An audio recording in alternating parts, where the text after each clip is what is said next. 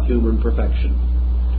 Pike gives us innumerable references to this and builds much of his symbolism upon the conviction that this is the basis. That without the true knowledge of the fire, man labors in vain. And that this fire, therefore, belongs peculiarly and wonderfully to the central core mystery of being. That man began as the spark from the flame. That man actually first raised his altars to the fire.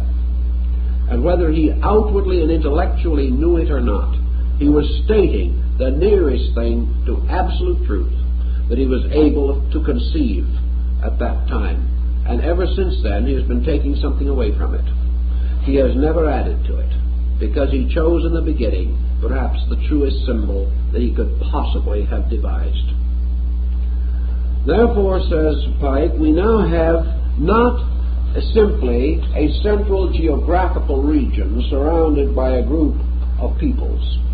We have a central psychographical quality, represented now by the ever-burning fire. The fire which, according to legend, has never failed, even though historically perhaps it has. But this fire is now surrounded by a series of other fires that have been lighted by its torch. And wherever this fire springs up, it seems to tell us that the one torch lit it. And this circumference of fires, gradually spreading on and on, like the mysterious campfires in the sky of the ancient Sioux warrior waiting for death. These fires going on have created roads or paths, because the way they traveled becomes a road for anyone who wishes to travel back. Consequently, in all parts of the world there is pilgrimage. Pilgrimage back to the father fountains, back to the parent fire. And around the fire is a wall, a great structure to protect the holy place, like the strange walls around the tabernacle in the wilderness. Walls have been built to guard the sanctuary, that the profane may not enter. And these walls, in Pike's thinking, are the walls of faiths, that they are not actually enemies of the fire. They are guardians. They stand almost like armed cherubs, guarding the 12 gates to the holy land of truth. And these cherubs with flaming swords will not permit the uninitiated to enter into the sacred ground. Therefore, these religions have gradually become systems of discipline. They have become ways of purification. They have become the pronaos of the temple, the outer part, the porch. And no one can enter the sanctuary who does not first pass through the porch, to be challenged by the guardians like those who entered the ancient Egyptian mysteries. And unless they have the right word, unless they are able to prove their fitness to go on, the door does not open, and they remain outside. Only those who are permitted to pass these gates have right of entry. Pike points out in 1878 that it's a little a pity that religions have not recognized this very significant point, that they, like the flaming cherubs, are the guardians of something superior to them all, and that therefore this idle controversy as to which one is the holiest among them is one of the worst wastes of time in history, and furthermore the greatest cause of cruelty perhaps the world has ever known. That in attempting to vie with each other, they have forgotten that they were created to stand guard. They were created as gates, leading not to themselves, but through themselves, to that which was the substance of them all. that discovering this substance, that man was then, perhaps more than ever before, capable of being grateful to the paths that he had walked. One of the Eastern teachers once said that any good disciple can outgrow his master, but that he can never outgrow the gratitude that he owes his master. And those that teach us along the way, the great gates through which we pass, we may pass through them. But if each of these sanctuaries has been a good and faithful servant of the eternal, we shall ever be grateful that it stands. And though we may pass into other things, we shall still defend it with a whole heart and feel the nobility and significance of the purpose which it serves. If, however, we accept each of these gates as the substance rather than the shadow of the substance, and become hopelessly involved in each as a separate thing, the great blazing altar of the real goes unattended, and man has not achieved the great identity of his own spiritual aspiration. So these gates become the natural doors, the mysterious 12 gates in the city of the New Jerusalem. And through these gates men can move. But these gates are each of them marked with tests, with trials, with obligations. And these obligations are not, as we have been told or have been taught to think, that they are not the arbitrary dictates of a deity who tells us that we must go hungry when we want to eat, or that we must be miserable in order to be virtuous. That is not the concept at all. These trials exist for only one purpose, namely that they represent the undergraduate work in the University of Truth. We have to face them as such. The trial is given to us not because we are sinners or we are born in sin and conceived in iniquity. The trial is given to us because we are truth seekers. And in order to achieve the truth we seek, we must become the truth we seek.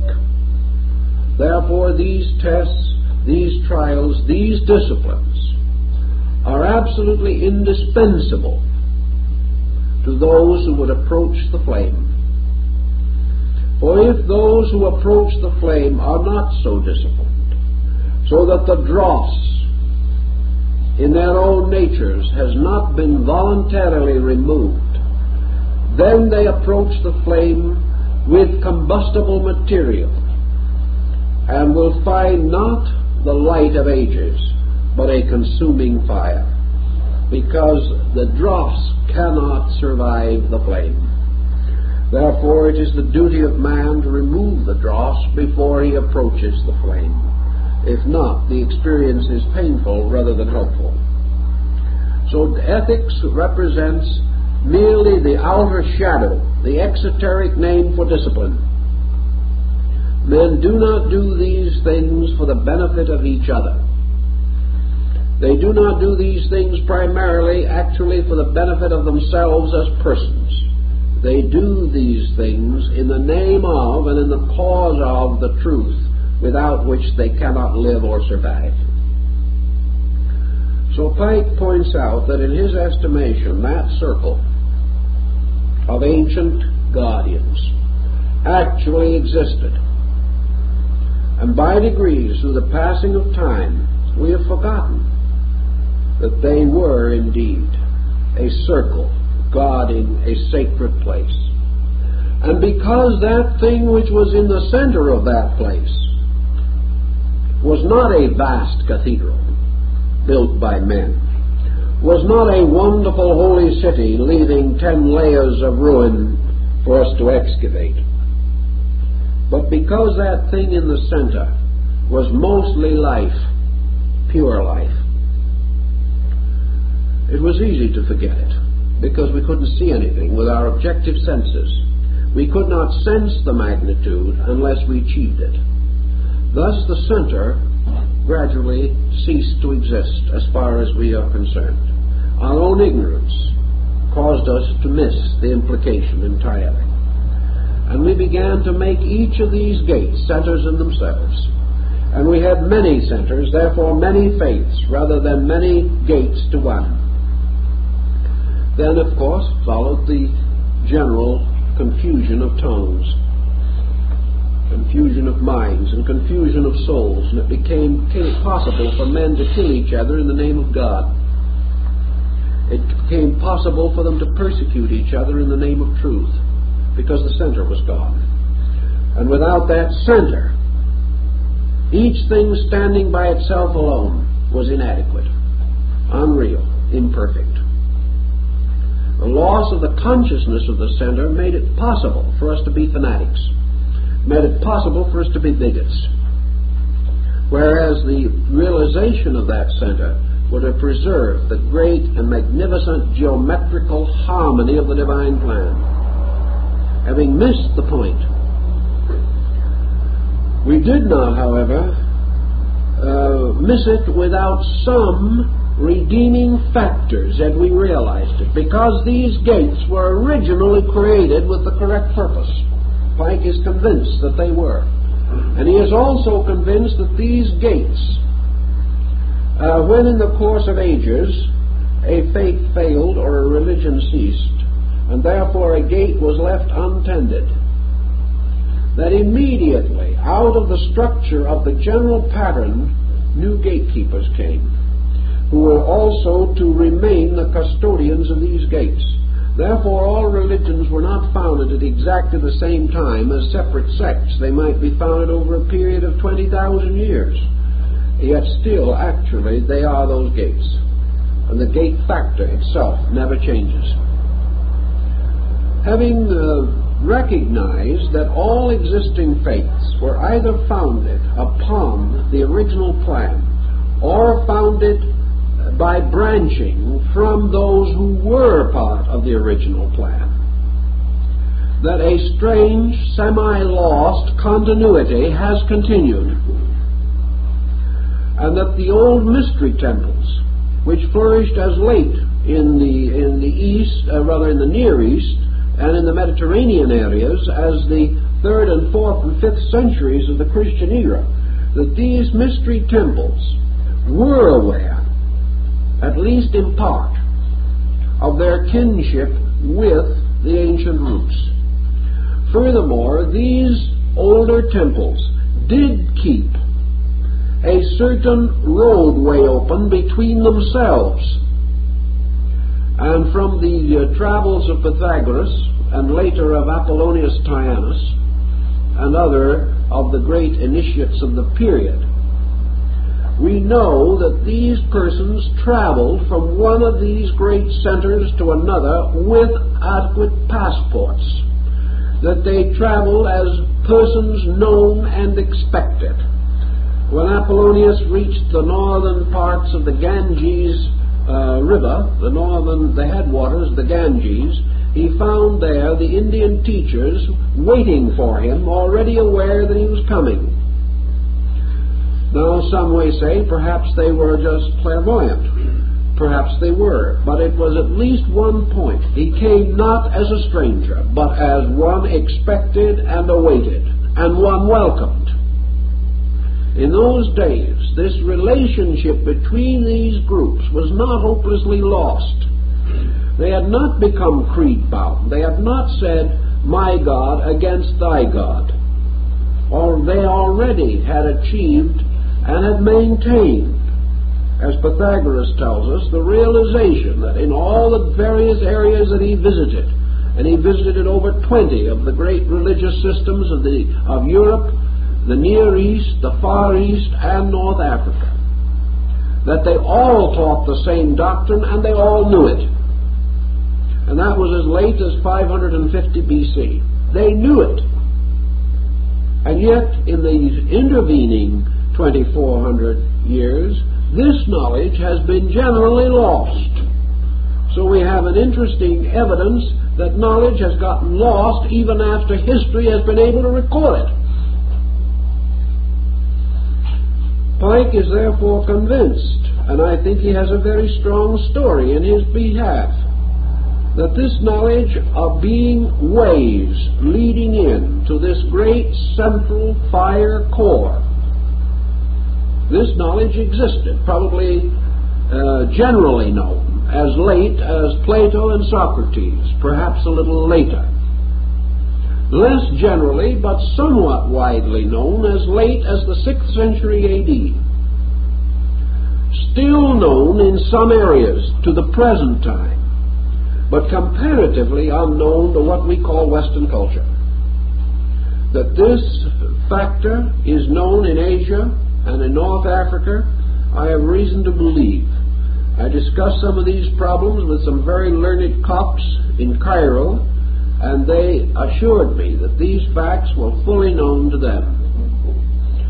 But these peripheral groups, almost untouched by the rapid so-called progress of the Western way of life, these are not listened to anymore, any more than are a few of the learned Sufis and dervishes who also know, nor certain of the very learned Taoists and Zen monks who also know. These things are not totally unknown. They are totally ignored by the majority of Western peoples. But the concept leads into the next important point, and that is that from the ancient mysteries we have by natural heritage, as Pike points out, in incorporating part of this ritualism and symbolism into the Scottish degrees of Freemasonry. Pike points out that into this modern knowledge, and we can read it in Iamblichus on the Mysteries, in Proclus on the Theology of Plato, in the Eleusinian and Bacchic Mysteries, the Mysteries of Mithras, and many others, that these rituals are what we might term the gates, are still known. That there is this gate doctrine of awareness, the Zen concept of the mystery of the gateless gate. That this gate knowledge is still available. And Pike points out that it will always remain the same. In one generation it may be forgotten, in another remembered. Perhaps sometime Vishnu must be born again to bring the law out of the depths of the ocean, where it had been stolen away by giants. But regardless of what happens to the law remains. And man must come finally to the old road that leads to the law. And these ancient institutions, the mysteries, gradually bestowed part of their insight, but only a part, upon the rising theological systems that succeeded them in most areas. But each time this transmission was made, something was obscured by a heavier layer of symbols, until it became less and less easy to see the facts. But Pike points out that once you possess the key, not necessarily the great key that unlocks all truths, but now merely the point of view, which is the key, the discrimination to recognize landmarks, as some of the Freemasonic brethren call them.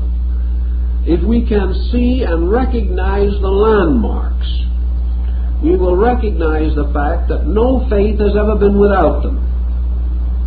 We can also recognize that in every generation, in every religion, a few have recognized them and have quietly gone into this quiet search along the mysterious thread of Ariadne that led out of the labyrinth of confusion into the broad light of common sense. Out of all this consideration, then, Pike tells us the essential remains. The mysteries, as we knew them then, have mostly fallen ruin in time. They have, however, bestowed themselves as moral forces and as intangible but real values upon those things that succeeded them. And these in turn have, in one way or another, perpetuated, often without knowing it, certain peculiar doctrines, certain particular arrangement of emblems and patterns, whether in music, in art, in literature, or architecture, or scripture, science, philosophy, religion. These different groups have all perpetuated the key. The only problem is to find it, to get it out again.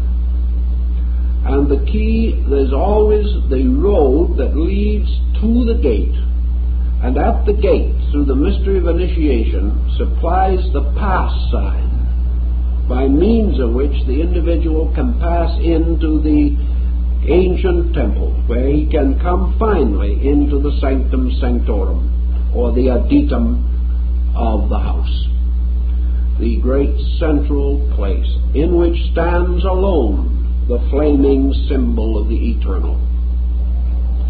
Thus the search is for this, and Pike, being a scholar in these things and a great researcher, realizes that the secret societies of the ancients were therefore the elementary schools, so to say, leading into this knowledge. That their primary first raised his altars to the fire, and whether he outwardly and intellectually knew it or not, he was stating the nearest thing to absolute truth that he was able to conceive at that time. And ever since then, he has been taking something away from it. He has never added to it, because he chose in the beginning perhaps the truest symbol that he could possibly have devised. Therefore, says Pike, we now have not, and wherever this fire springs up, it seems to tell us that the one torch lit it. And this circumference of fires, gradually spreading on and on, like the mysterious campfires in the sky of the ancient Sioux warrior waiting for death. These fires going on have created roads or paths, because the way they traveled becomes a road, simply a central geographical region surrounded by a group of peoples. We have a central psychographical quality, represented now by the ever-burning fire. The fire which, according to legend, has never failed, even though historically perhaps it has. But this fire is now surrounded by a series of other fires that have been lighted by its torch of human perfection. Pike gives us innumerable references to this and builds much of his symbolism upon the conviction that this is the basis. That without the true knowledge of the fire, man labors in vain. And that this fire, therefore, belongs peculiarly and wonderfully to the central core mystery of being. That man began as the spark from the flame. That man actually owed for anyone who wishes to travel back. Consequently, in all parts of the world there is pilgrimage. Pilgrimage back to the father fountains, back to the parent fire.